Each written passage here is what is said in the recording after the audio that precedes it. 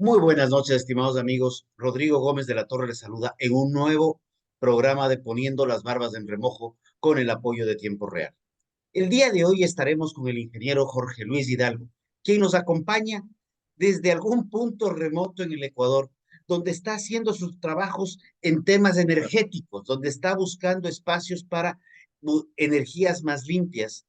Pero si bien él está en temas hidroeléctricos en este momento, hoy día queremos hablar con él, que es un ingeniero mecánico de la ESPE, tiene una maestría en España y tiene otra maestría en gestión de carbono en la Universidad de Edimburgo.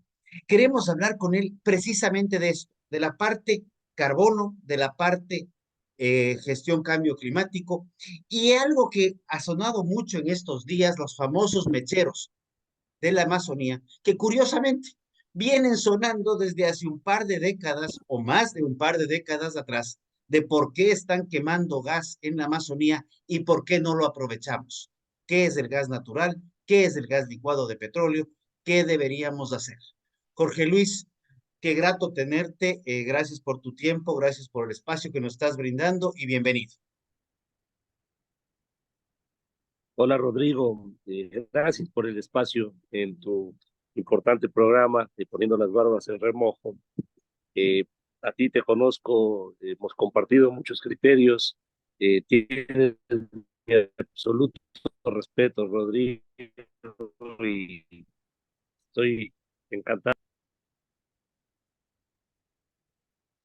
A ver, Jorge Luis, yo quiero un poco entrar en materia. Eh, Tú has estado vinculado al sector petrolero, has estado vinculado al sector energético, estás, como mencioné, me habías comentado, fuera de micrófonos, haciendo un par de consultorías en el tema hidroeléctrico, pero te hemos visto discutir mucho el tema de los famosos mecheros de la Amazonía. Y todo el mundo cree que es cuestión de coger el gas y en vez de prender el fósforo para que se queme, meterle en una bombona y llevarlo a los camioncitos repartidores. ¿Es tan así o realmente esto toma un tiempo, toma un proceso y luego te voy con la parte más complicada del tema, que ya no es lo técnico? Por el mismo respeto que te tengo, Rodrigo, permíteme ser incisivo en las cosas y arrancar el programa hablando de por qué no se dan estos proyectos, ¿sí? Porque la gente tiene razón, es prácticamente como coger ese gas que se está quemando en el mechero y ponerlo en un tanque. Evidentemente hay un proceso, hay un tratamiento, pero que es bastante factible y sencillo. Pero para entrar en materia, la pregunta que debemos hacernos es, ¿por qué no se ha hecho? Y cuando ves que ese gas es económicamente viable, es tecnológicamente factible, es mejor que contaminar al ambiente, es mejor que evitar la quema para que evidentemente las comunidades no se da la solución y no se ha dado por décadas la solución. La pregunta es, ya que no se sabe por qué no se lo ha hecho, la segunda pregunta y la más importante es, ¿a quiénes beneficia que no se haya hecho? Esa es la parte medular, porque podemos hablar de todo, de si la tecnología es buena o mala, si es económicamente viable o no, que lo es, pero aquí hay un punto medular, Rodrigo, ¿a quiénes beneficia que no se haga ese aprovechamiento? Y ahí viene el tema del status quo de los importadores de combustibles en el país. El Ecuador, el 86% del GLP, de las bombonas de gas que tenemos en nuestras casas y que consumimos, importado. Importamos gas carísimo, obviamente. Cuando tenemos gas quemándose en la Amazonía y perjudicándole a las poblaciones, y hay unas niñas que están defendiendo ese gas y todo esto. Entonces, cuando es más barato aprovechar ese gas, cuando es más rentable aprovechar ese gas, cuando es más amigable con el ambiente aprovechar ese gas y no se lo ha hecho, alguien está ganando. ¿Quién está ganando? El status quo de los importadores de combustibles. A ver, pero tuvimos un periodo muy largo y hubo y yo lo recuerdo como que fuese ayer por muchas razones. En el año 2007, atentos, al año 2007, precisamente hubo una licitación para construir un terminal gasífero en Monteverde, para importar gas y trasladar ese gas a Pascuales y de ahí redistribuirlo. Esa licitación salió si la memoria no me falla, 180 millones de dólares. Se declaró desierto en ese año y se relicitó y se entregó a dedo a otra empresa. Y ahí el precio pasó de 180, me parece, estaba en licitación, a más o menos 500, 600 millones de dólares. Pero a ver, si estamos haciendo en ese momento se hizo una licitación para mejorar las condiciones de importación de gas. ¿Por qué no se hizo? Primero, se subió el precio, pero digamos que eso fue por alguna justificación de ese momento. Pero la pregunta es, si pudimos invertir esa cantidad de plata, ¿por qué no pudimos poner esa misma plata en la reutilización del gas que se está quemando en los diferentes campos de la Amazonía? Con 600 millones de dólares, Rodrigo, hubiéramos aprovechado todo el gas de los mecheros y no importar o no necesitar importar un tanque de gas o un kilo o una tonelada, lo que quieras hablar en unidades, porque tenemos suficiente gas en el Ecuador para producir nuestro propio gas.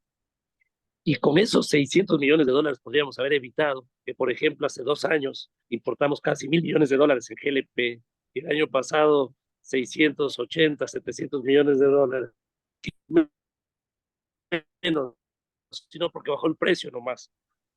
Pero estamos aumentando el volumen de importación. Entonces, como no se entiende el por qué no se hizo, lo que hay que apuntar con el dedo es quién se beneficia que no se ha hecho. Porque ahí uno va. Esto pasa también con los importadores de diésel, esto pasa con la importación de gas natural. Aquí quiero mencionar al exministro René Ortiz, por ejemplo, por nombre y apellido, el señor que fue secretario de la OPEP, que además fue graduado en una de las mejores universidades de Estados Unidos en temas energéticos, dijo una barbaridad. Dijo que el Ecuador solo era un país petrolero, no era país gasífero. ¿Qué país petrolero en el mundo no tiene gas? ¿Tú conoces alguno? Porque es que el gas es otro hidrocarburo que viene pegado al petróleo. Donde hay petróleo hay gas y donde hay gas hay petróleo. Entonces, ¿por qué lo dijo? Resulta, el ex ministro René Ortiz proponía que se cierre Campo Amistad para utilizar la infraestructura de gas, para importar gas por ahí, cuando Campo Amistad, que tiene gas, que se llama gas metano, gas natural, gas seco, es diferente al gas asociado a los mecheros. Este gas, hay potencial enorme de reservas en Campo Amistad, que bien se pueden extraer a un precio 70% más barato que la importación. Entonces tenemos gas de mecheros, que es más rico que el de Campo Amistad, porque tiene componentes de propano, butano, que es GLP, metano, que es gas natural, tiene trazos de gasolinas naturales, que dicho sea de paso, Petroecuador no contabiliza y hay beneficiarios bastante cuestionados en sus actividades que usan estas gasolinas naturales para actividades ilícitas. Y todo esto es un desperdicio. Pero a esto, Rodrigo, hay que aumentarle otro componente, porque el sector energético es integral, coacciona con otros sectores. Hay que agregar el tema de subsidios. El tanque de gas de las casas, ¿no es cierto? Que es un tanque de 15 kilos, más o menos lo que tiene un tanque de LP. Es un tanque que nos cuesta $1.50. Pagamos $3 porque nos suben al departamento, a la casa, nos dejan instalando, nos dan un abrazo y se van. Pero al Estado le llega $1.50. ¿Sabes cuánto debería costar ese tanque de gas? $25. $25. El Pero ahí, subsidio es enorme. pero ahí estamos hablando de que cómo apoyar a las clases menos favorecidas. O sea, Por supuesto. entiendo y curiosamente jamás se habla del subsidio al GLP. Usualmente hablamos del subsidio al diésel, hablamos del subsidio a combustibles y al GLP mejor no le topemos. Pero Es que no es así, Rodrigo. Obviamente en todos los energéticos tenemos subsidios de combustibles, en este caso GLP, diésel, gasolina, tenemos subsidio de electricidad. Y en esto hay que ser absolutamente claros. Nosotros debemos proteger, cuidar, respaldar a los más pobres, Rodrigo. Pero tú y yo necesitamos subsidios de GLP. Pero ahí me te hago una pregunta, o sea, hemos visto a un gran defensor. Necesitamos subsidios, dice, no, no. Pero lo que es más grave, Rodrigo, lo que es más grave, voy a poner un ejemplo importante. Las grandes mineras del país tienen subsidio de electricidad, de alumbrado público y de combustibles. Necesitan ese subsidio. ¿Por qué no tienen subsidio en Perú, Colombia y otros países? Y no es como dice la señora Silva, la presidenta de la Cámara de la Minería, que dice que el costo de la electricidad es subsidiado en todos lados y que son bastante similares a los costos de electricidad en Colombia, Perú. Aquí pagan 5 centavos el kilovatio hora, de 5 a 8 centavos, Rodrigo. Hay un, permíteme por favor mencionar de otro medio digital. Hay un artículo de la revista Plan B, 57 millones de dólares de subsidios. ¿Por qué?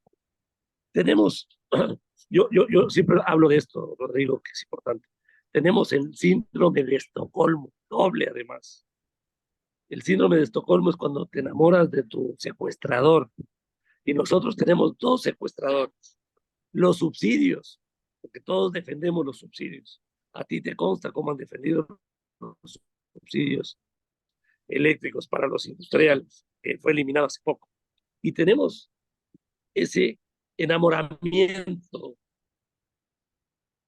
que tenemos escondido a los importadores de combustibles, que son los que manejan, controlan y desarrollan el país en temas de combustibles y energías.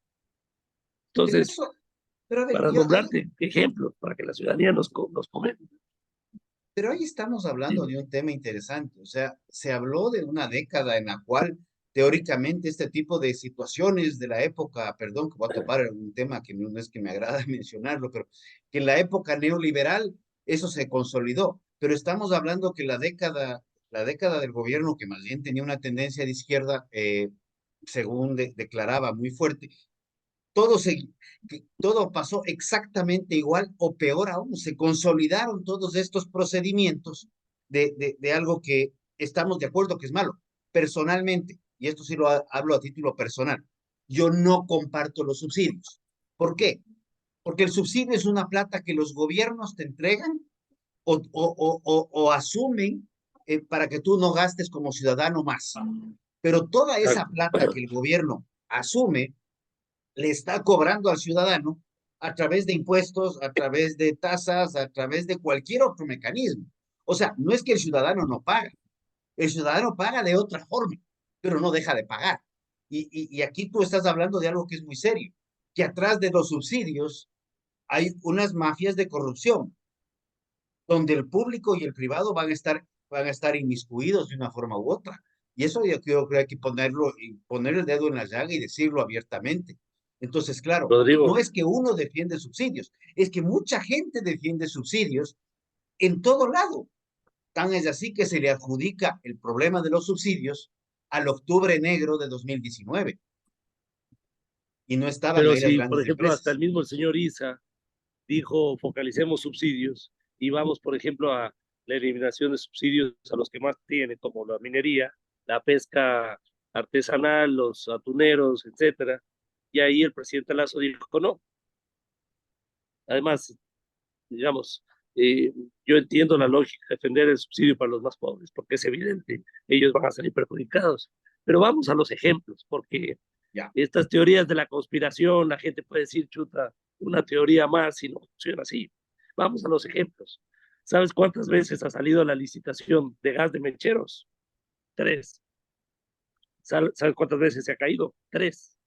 Ah, ¿Sabes cuántas veces ha salido la licitación de Campo Amistad? 3. ¿Sabes cuántas veces se ha caído? 3. Y el día que se cae la licitación de Campo Amistad, porque cambiaron las reglas de juego en medio proceso y no las notifican de forma clara, y eso te puedo decir porque nuestra empresa participó,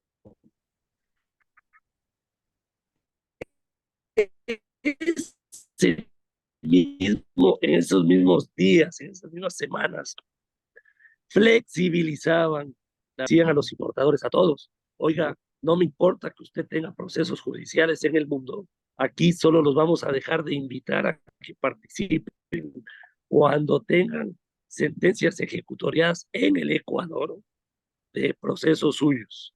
Mientras eso no pase, bienvenidos a participar. Y resulta que Nielsen Arias, que todo el mundo conoció en las noticias, declara en la Corte de Nueva York y confirma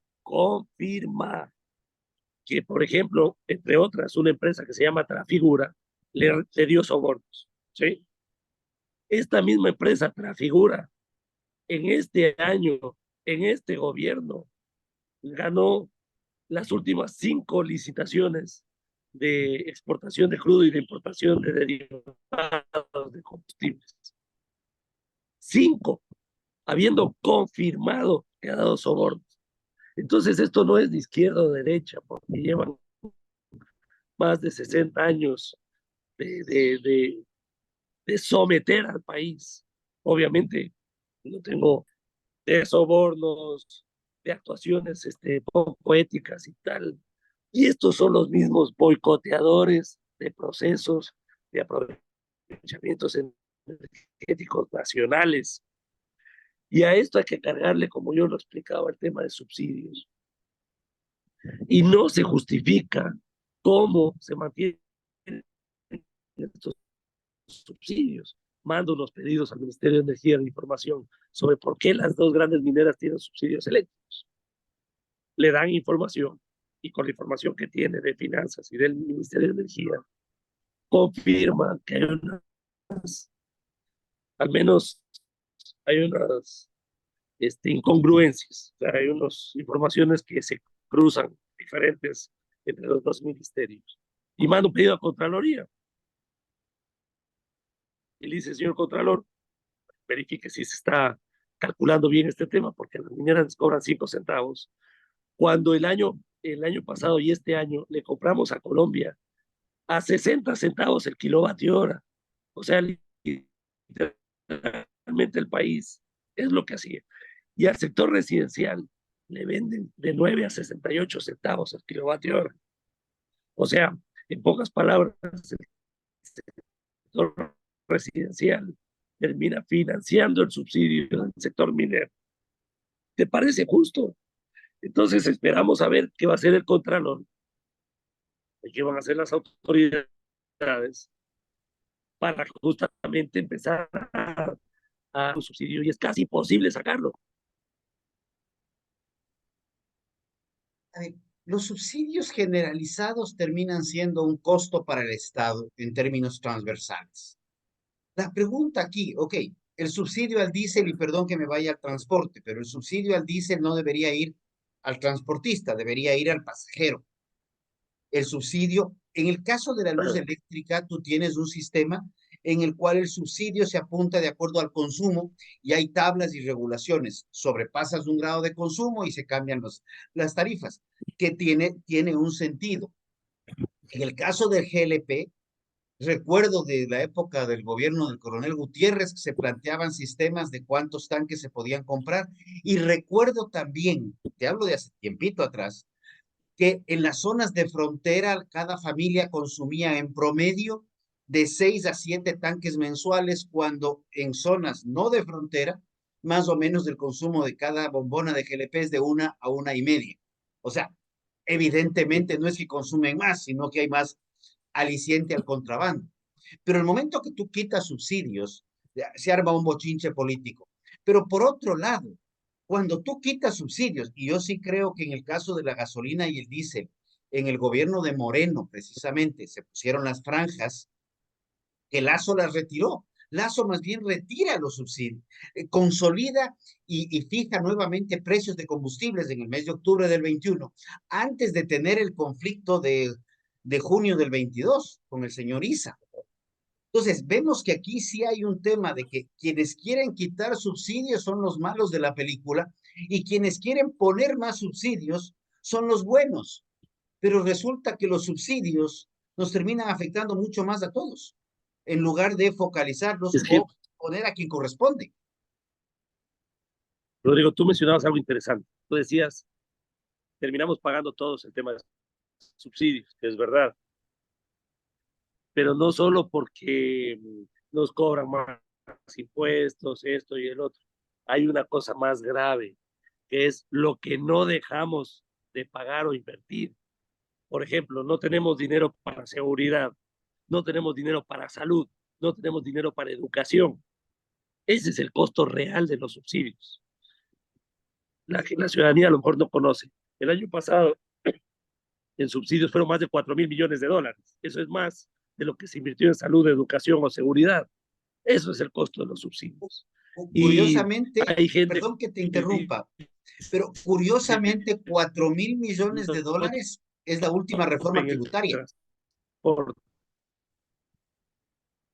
4.000 millones de dólares son las últimas reformas tributarias. Costo a la ciudadanía. ¿Cómo coinciden los Exactamente. números? Exactamente. Además, pero es que no hay ciencia. Si tú tienes una panadería y produces pan a $1 y lo vendes a 50 centavos, ¿qué te va a pasar? Alguien Podrás tiene que traerlo meter al los otros genio 50. más grande de gerente. Vas a quebrar. Pero además, eh, cuando tú hablas de subsidios, ves las distorsiones y al menos las distorsiones tienen que corregirse. Porque si bien es cierto, señor Isa, a lo mejor no va a entenderse con el señor Novoa, sí pueden hablar de los grises en común. Te voy a poner un ejemplo.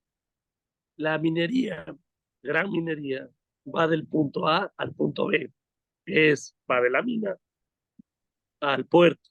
No se va a ir para ningún otro lado que no sea el transporte del mineral del punto A al punto B.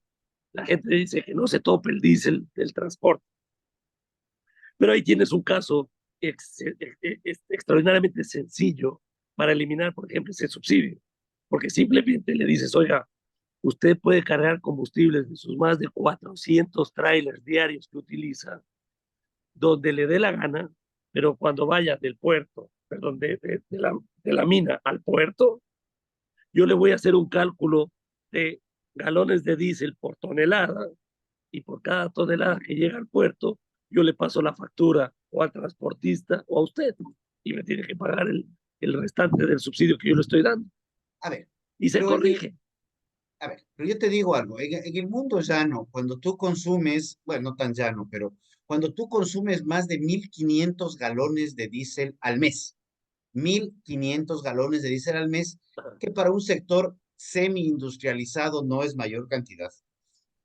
Tú tienes una situación, tú no puedes comprar el diésel a precio comercial, tú pagas el diésel a precio internacional.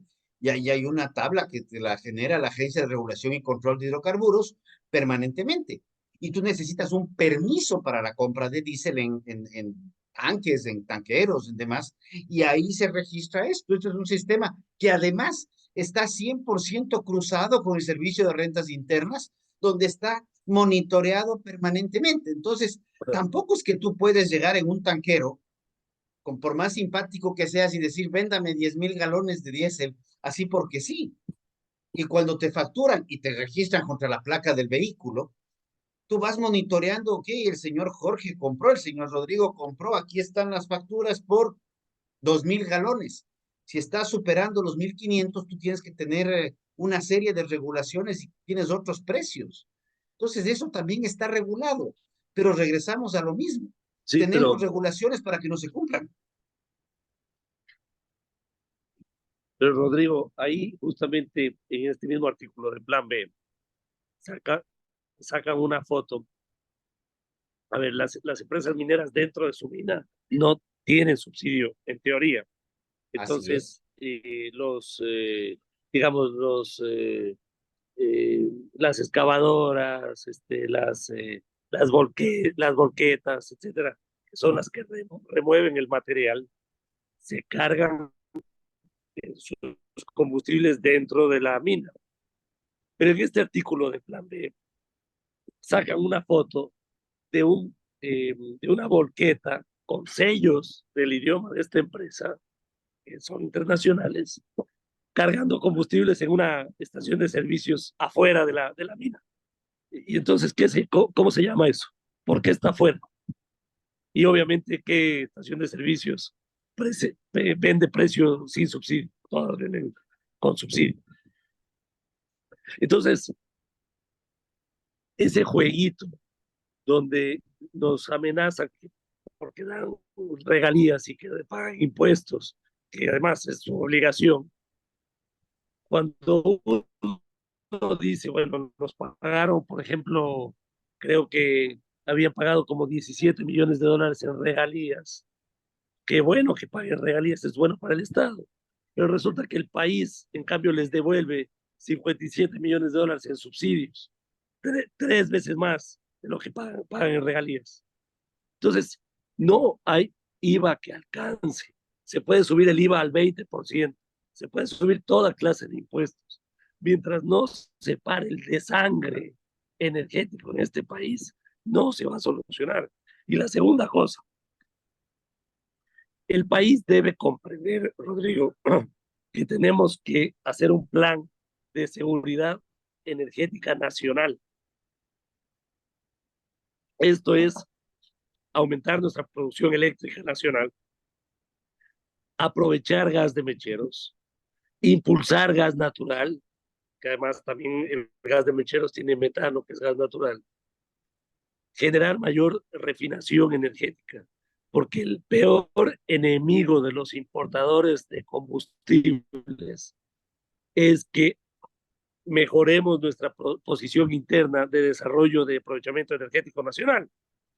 Mira, por ejemplo, un tema.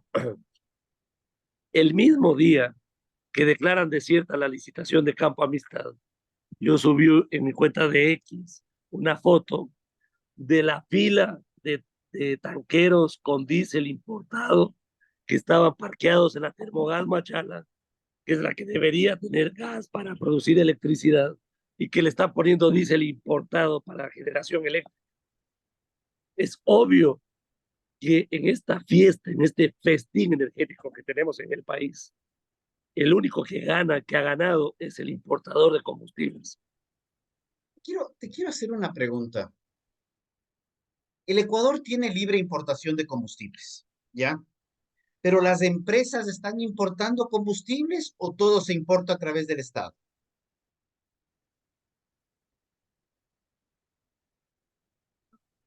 Porque, si bien es cierto, dice libre importación, el Estado es el único que subsidia. Entonces, Rodrigo, quieres traer diésel, lo traes, pero tú no vas a subsidiar. Ya. Y Pero Petroecuador aquí no te lo compra. entonces, el único que le larga, más allá de quién lo distribuya en el Ecuador, llámese Shell, llámese Terpel, llámese Petróleos y Servicios, cualquier gasolinera, Y, de lo que conocemos en el mundo Yamingo, al final del día, todo es un combustible que viene desde el Estado para que alguien más lo dé distribuyendo sí, localmente. sí. Y quieres que te diga números y cosas críticas. En los últimos 12 años, la importación de combustibles representó 68.000 millones de dólares. Hace 2 años, 7.500, hace 2 años, 7.646 millones de dólares. El año pasado, 6.800 millones de dólares. Pero no es porque se ha importado menos, sino porque valió menos la importación de más combustible, que de hecho creció, en volumen creció, en precio bajó. ¿Y sabes cuántas personas toman la decisión de estas compras? O sea, ¿por cuántos funcionarios pasan la decisión de comprar estos combustibles? Por menos de 15 funcionarios entre Petroecuador y Flopec. A ver, aquí tú me has Nótate mencionado. vulnerable. aquí tú has mencionado a alguien más. Petroecuador es un tema que tiene muchos cuestionamientos históricamente, pero FLOPE, que es la flota petrolera ecuatoriana que está manejada por la Armada Nacional, si no me equivoco. O sea, aquí No, tenemos un problema estructural y aquí sí hay una persona, y ahí sí es una sola que toma la decisión al final del día, que es quien firma el decreto ejecutivo que dice el combustible en el Ecuador cuesta $1.40, $1.60, $3, $5, o se aplica esta fórmula.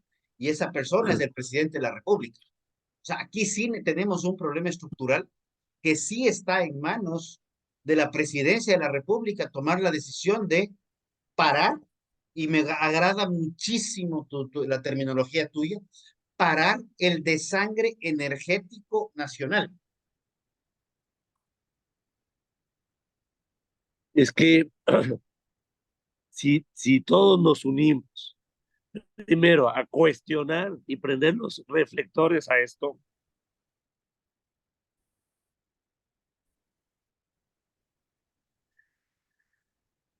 si presionamos mediáticamente a los gobernantes, corregir los generosos funcionarios que les encanta regalar, por ejemplo, costos energéticos y, por ejemplo, a los grandes mineros, yo creo que ahí vamos a entender cómo se puede mejorar nuestra seguridad energética nacional.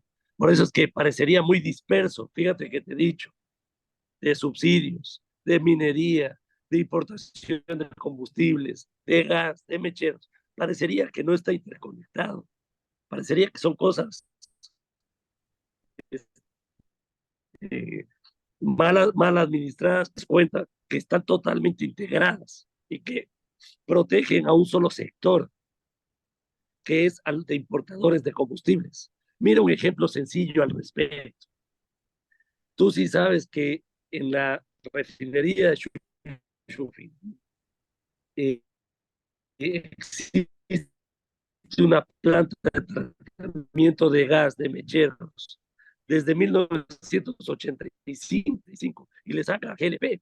¿Por qué no funciona esa misma planta full capacidad? Solo funciona media capacidad. Y cuando nos dijeron la razón, nos dijeron es que no hay gas de mecheros, cuando tenemos de 35 metros un mechero. ¿Y por qué desde esa fecha no hicieron más plantas? Y lo que es peor, en esa zona generan electricidad con diésel importado. ¿Sí? Pero a 3 kilómetros de ahí tienes una subestación que se llama la subestación Chuchupín, una inversión de 28 millones de dólares. ¿Sabes a qué? Desde el 2017 está terminada su infraestructura enorme. ¿Sabes a quién está conectada esta? La conectan desde el Coca-Cola Sinclair hasta la subestación San Rafael, que es una de las más grandes del país. Y desde San Rafael la conectan a la subestación para entregar electricidad a esta subestación. A nada. Está a menos de 3 kilómetros del complejo industrial Chuchupín y de la refinería de Chuchupín. Y no le conectan. A ver, se nos está, Genera con diésel y kilovatio hora, mientras acá nos costaría 7 centavos. Entonces, cuando te das cuenta de algo tan lógico, tan claro, tan fácil de tomar la decisión y no la toman, ¿quién crees que está detrás de todo esto? lo que sí te digo, a ver, primero se nos está acabando el tiempo, pero definitivamente no tiene nada que ver con el gobierno de turno. Menos. ¿Quién gana? Exacto. O sea, el gobierno de turno simplemente no No deja de estar, tiene nada tal que ver, vez, no le puedo acusar al gobierno de Novoa por esto.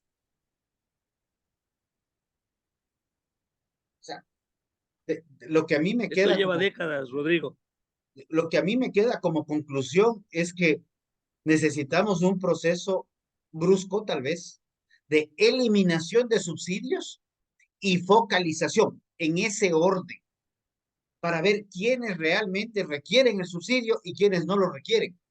Porque, y aquí yo hablo también un poco vinculado al sector privado, los niveles de competitividad del Ecuador, comparado con lo que mencionabas, Perú y Colombia, la competitividad no está vinculada necesariamente a los subsidios a combustibles, como muchas veces se argumenta, porque Perú y Colombia tienen niveles de competitividad muchísimo más elevados que los ecuatorianos y no tienen subsidios a combustibles. Así que yo sí, ¿qué mensaje nos dejarías? Porque como te decía, el tiempo se nos está acabando, pero creo que esta charla ha sido como para buscar más argumentos y volverla a topar en un tiempo más, a ver qué está pasando y más aún en periodos electorales.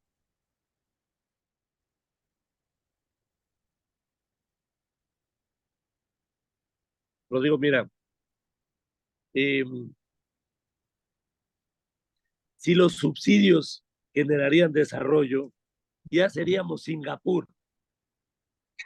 Entonces, los subsidios nos han empobrecido y han alcahueteado a ciertos grupos que te venden una idea de que quieren cambios, pero no quieren que cambie nada. Haciendo para que se corrijan estas incertidumbres, como los industriales, como los mineros, no deben tener ese subsidio. Y cuando empecemos a corregir ese tipo de cosas, nos vamos a dar cuenta de un mundo mucho más amplio, mucho más inteligente, y vamos a empezar a ver a esas empresas apostando por desarrollos energéticos nacionales que son más baratos y apostando a nuestro desarrollo.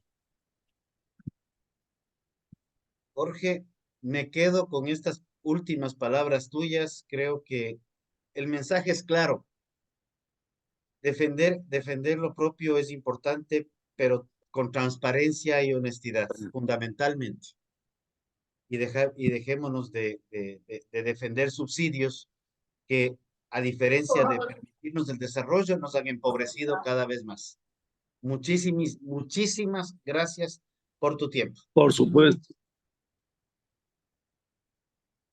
Rodrigo, gracias por tu tiempo y gracias además por permitirnos hablar de esto y por unirte, digamos, a esta causa que el país tiene que, hay que unirse, digamos, entre todos los actores para hacer esta corrección que va a beneficiar al desarrollo del Ecuador. Muchas gracias por el espacio.